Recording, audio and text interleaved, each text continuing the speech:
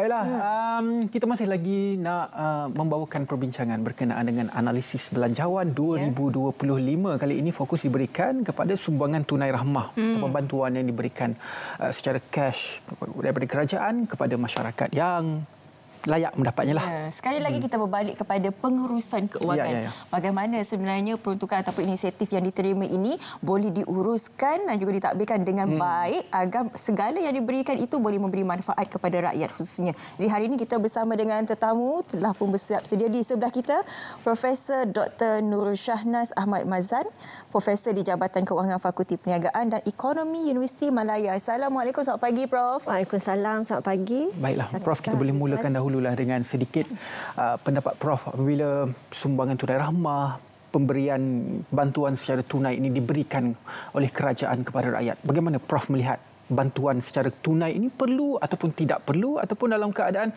ia boleh dilihat kembali, dipertimbangkan kembali? Bagaimana? Baiklah, Assalamualaikum warahmatullahi wabarakatuh dan selamat pagi. Jadi saya rasa bantuan sumbangan tunai rahmah ini sebenarnya sesuatu yang baik yang dapat membantu isi rumah dan individu yang layak menerimanya, terutama sekali daripada golongan yang miskin dan miskin tegar. Jadi kita tahu bantuan STR-nya, sumbangan tunai rahmah ini adalah bantuan dalam bentuk tunai yang dikreditkan ke dalam akaun penerima yang layak lah. Ya, dan kita tahu dia diberi dalam 4 fasa, ya, iaitu bulan Januari, kemudian April, Ogos dan November. Jadi kepada mereka yang layak menerima haruslah membuat perancangan yang baiklah.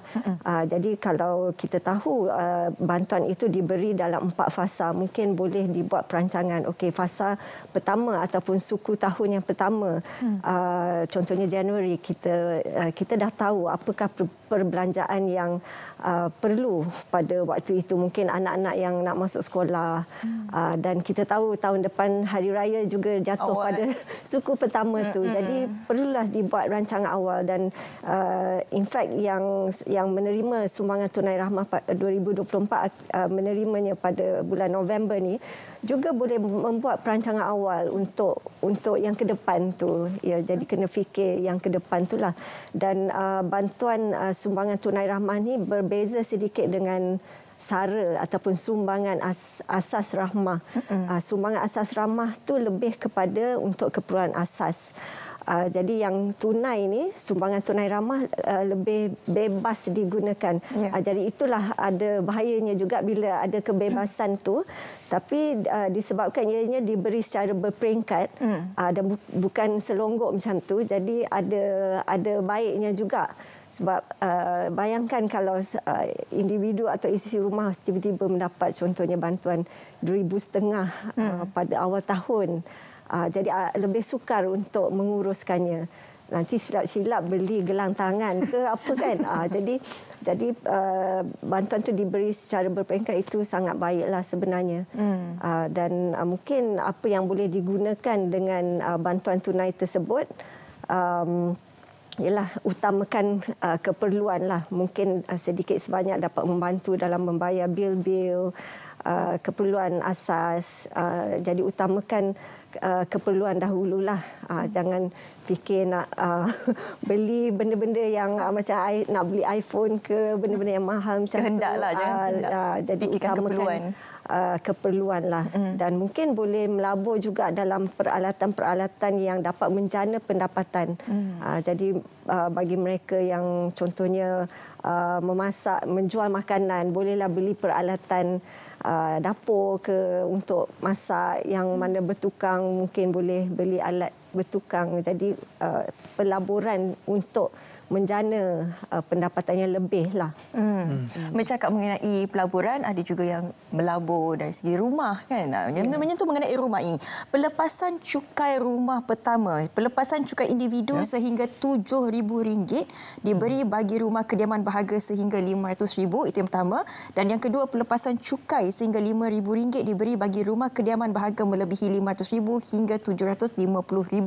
Okey, pandangan doktor, Prof, bagaimana sebenarnya pelepasan cukai ini boleh memberi manfaat khususnya kepada mereka yang berkahwin muda ataupun mereka yang baru nak memiliki rumah pertama ini? Ya.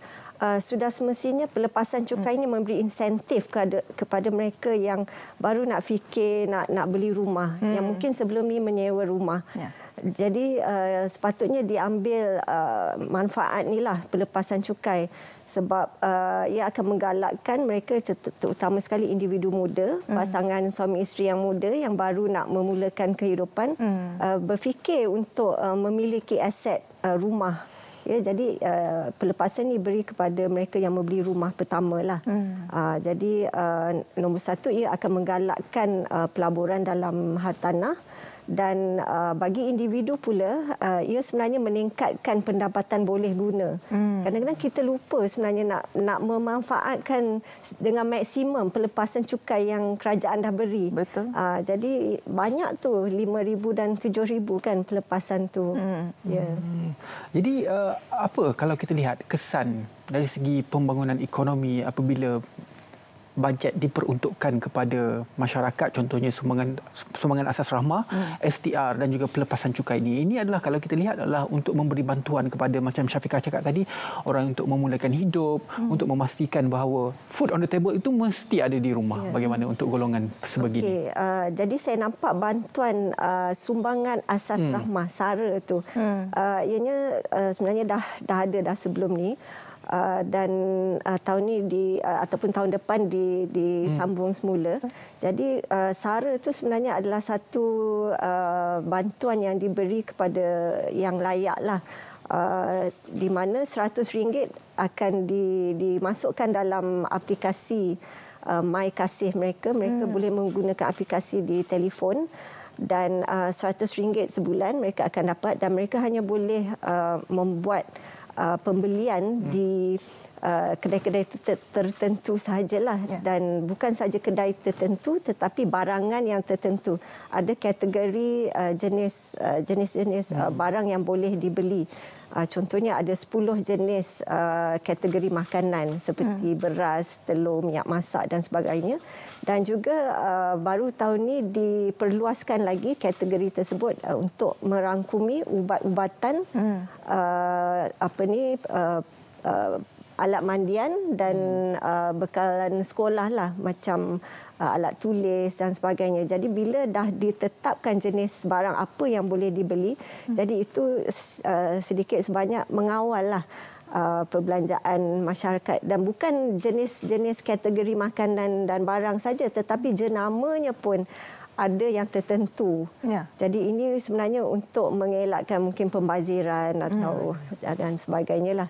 Ialah menyentuh mengenai pengurusan ini, satu berita dan juga kabar gembira lah untuk penjawat awam kerana akan menerima kenaikan gajinya bermula pada bulan hadapan. Jadi bagaimana sebenarnya tips dan juga nasihat kepada mereka untuk menguruskan keuangan dengan lebih bijak, apatah lagi dengan keadaan semasa dengan kos sara hidup yang semakin meningkat ini, Prof? Okey. Jadi kenaikan gaji ni sebenarnya semua orang gembiralah mendengar kabar berita itu. Tapi saya rasa mungkin perangkap yang mungkin ramai mungkin terjeratlah. Nombor satu adalah apabila kita nak menaik tarafkan kehidupan gaya hidup kita. Tak salah, sebab saya rasa semua orang nak menaikkan taraf kehidupan sendiri. Betul. Kan. Tapi mungkin perlu dilakukan dengan terkawal lah. Janganlah contohnya kalau kenaikan gaji itu 500, jangan 500 tu digunakan semata-mata untuk menaik tarafkan gaya hidup. Contohnya dulu pakai kereta yang macam ni, yang lebih kecil. Kita nak naik taraf kereta yang lebih besar contohnya. Tapi jangan terjerat dengan hutang pula. Kita ambil hutang untuk tujuan tersebut. Dan kadang-kadang kita lupa, kita gunakan kenaikan gaji itu hanya untuk keperluan jangka pendek yang kita nampak. Kita perlu fikir juga untuk jangka panjang, membuat pelaburan, menyimpan untuk wang persaraan. Jangan fikir short term je, kita kena fikir medium term, long term dan sebagainya. Selain menambah baik, menaik taraf kehidupan, contohnya beli kereta, itu yang selalu kita terdengar apabila seseorang itu dapat kenaikan gaji. Apa lagi perangkap-perangkap perbelanjaan yang biasanya kita lakukan tapi kita tak sedar bahawa itu adalah perangkap perbelanjaan kita? Okey, so bila kita dapat kenaikan gaji, tiba-tiba kita rasa macam ada duit lebih lah dalam akaun. Jadi perangkap seterusnya adalah berbelanja dengan impulsif. Jadi kita menambah lagi baju dalam almari. 11-11.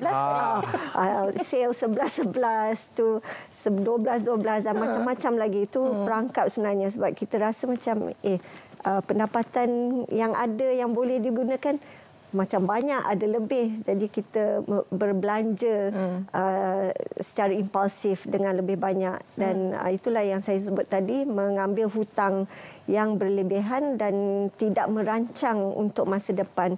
Kita lupa sebenarnya ada lagi matlamat kewangan yang lebih penting untuk masa depan kan, untuk pendidikan anak-anak, mungkin untuk diri kita sendiri, untuk nak pergi haji ataupun untuk wang persaraan. Kita lupa kadang-kadang tu. Jadi kalau boleh kenaikan gaji tu kita bahagi pula. Contohnya kalau kenaikan tu RM500, okey, untuk menaik taraf gaya hidup mungkin 20-30% saja. Yang lain tu gunakan untuk jangka masa panjang lah, matlamat jangka masa panjang.